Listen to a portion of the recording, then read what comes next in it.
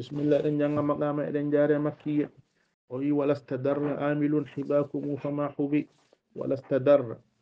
سنشينيناك عامل جورتي دو حباكم دوكال مودون فما حبي واسي هكيد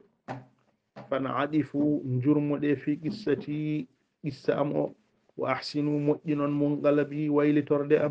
فلو بلغتم سن أنكم في معيشتي غورنما في مدعمي أن يامر دئم ومشربي أن يرير دئم لساءكم ما موس من دربي لرأم الذي أسلمني جبل من الكربي كدال ولو خبرتم سن أنكم في ما حسبي دنبئم ونسبي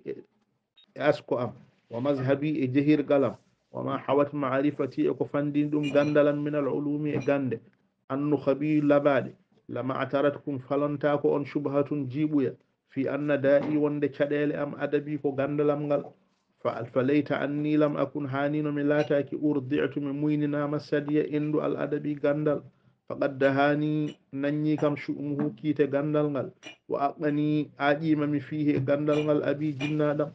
فقلنا له من بيمو أما أنت ستعيك آن فقد صرحت أفنيني فقد صرحت أبياتك بيت جمال دي فنيني بفاقتك باس المال وأدبي أهلكاد ناقتك نلوك مال سنمديك من بعد ما يوصلك كأن يتم إلى بلدك ورماد وما معربته كون هاج ولدك بنجل ماد فقال الأبوي بدعوكم إمو يا بني تهما بنجلا كما قام أبوك هنا بأما إموريني وفوه كالا بما في نفسك كوانا في التعنو ماذا لا فد وتهل فوك هنوك ماذا فنهادا وحفتين هو حفتقول البدل جامارو للبراز يلتندرال وأصلة أوافتي لسانا نمغل كالعد بانغل نسلام الجراز تجو وأنشاء فدي ويد أموية أنشاء يقول فدي أموية سادة إيهما هو في المعالي أتوالي لهم مبان جيب مالي مشيدة بمتاد ومن غندودا إذا ناب خدم سوفيا كو جيبيما قاموا بكفتو بدفع جنشد المكيدة هدو ومن يهون عليهم بأن هو يفعدوا مود من بذل هكود الكنوز غالوجي الأتيدة تيدي أريد منكم موي ممورم شواء وكو جودا وجرزقا مبودو غوري وعصيدة رتر فإن غلا سدوم فو سانتي فرقاقون كو سيوي